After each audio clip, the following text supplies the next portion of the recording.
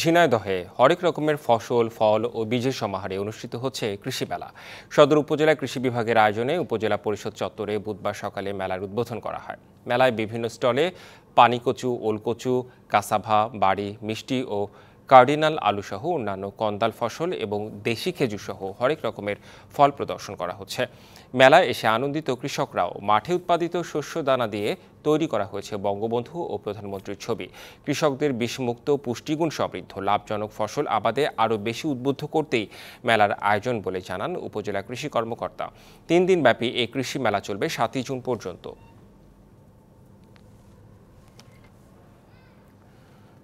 এখানে এসে আমরা অনেক কিছু জিনিস জানতে পারছি, বুঝতে পারছি, আমরা এতে খুব উপকৃত হচ্ছি। আমরা খুব খুশি হলাম মেলায় এসে।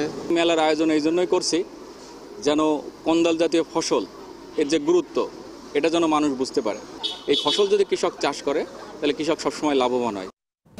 নগদে 500 টাকা বা তার বেশি পেমেন্টে পেতে পারেন ঢাকায় জমিসহ 20 কোটি টাকার পুরস্কার।